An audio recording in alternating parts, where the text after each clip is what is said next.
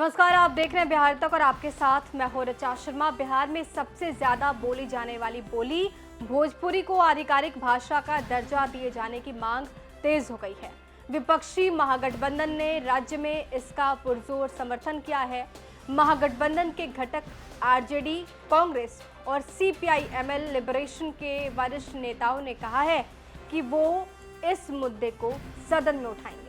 केंद्रीय मंत्रिमंडल द्वारा हाल ही में 5 और भाषाओं को मराठी, बंगाली, पाली, प्राकृत और असमिया को शास्त्रीय भाषा का दर्जा दिए जाने के फैसले के बाद पुरानी मांग को अब नया बल मिल गया है। अब ऐसी भाषाओं की संख्या 11 हो गई है, क्योंकि तमिल, संस्कृत, तेलुगु, कन्नड़, मलयालम, उड़िया इसको पहले ही ये दर्जा मिल चुका है। सीपीआई-एमएल के लोकसभा सांसद सुदामा प्रसाद ने एक न्यूज एजेंसी से बातचीत की है और इस इंटरव्यू में उन्होंने कहा कि भोजपुर, रोहतास, कैमूर, बक्सर, सारण, पूर्वी चंपारण, पश्चिम चंपारण, गोपालगंज, सीवान और जहानाबाद जैसे बिहार के जिलों में और झारखंड के कई हिस्सों में ये भाषा व्यापक रूप से बोली जाती है। भोजपुरी को संविधान की 8वीं अनुसूची में शामिल करने पर केंद्र क्यों चुप है? नीतीश कुमार सरकार को भोजपुरी को आधिकारिक भाषा का दर्जा देने की मांग करते हुए केंद्र सरकार को एक विस्तृत रिपोर्ट भेजनी चाहिए। हम संसद में आगामी सत्र में इस मुद्दे को उठाएंगे। संविधान की 8वीं अनुसूची में अब 22 भाषाएं हैं। 14 को शुरू में ही संविधान में शामिल कर लिया गया था, जबकि 8 और बाद में जोड़े गए हैं।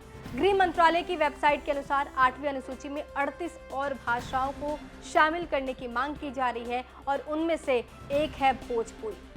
आरजेडी के बक्सर सांसद सुधाकर सिंह ने भी आरोप लगाया है कि बिहार और केंद्र सरकार की एनडीए सरकार भोजपुरी भाषी लोगों के साथ सौतेला व्यवहार कर रही है।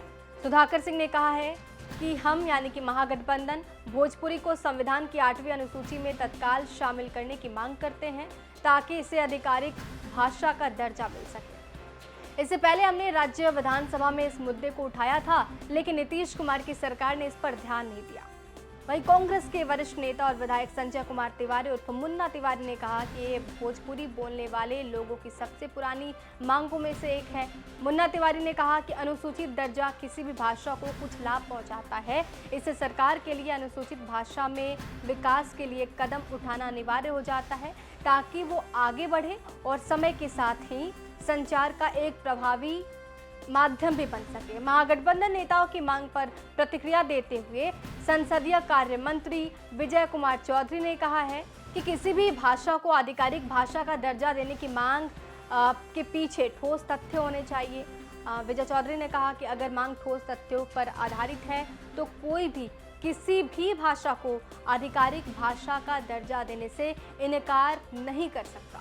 आपको बता दें कि 2011 के जनगणना के मुताबिक बिहार में 24.86% लोग भोजपुरी बोलते हैं। बिहार में सबसे ज़्यादा 25.54% आबादी जो है वो हिंदी अपनी बोलचाल में शामिल करती हुई नजर आती है। 15.98% लोग अन्य भाषाओं का इस्तेमाल करते हैं, जिसमें वज्जिका है, अंगिका है।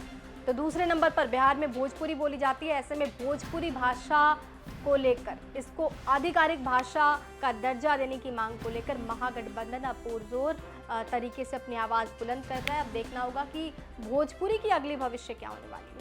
बने रहिए हमारे साथ, देखते रहिए बिहार तक।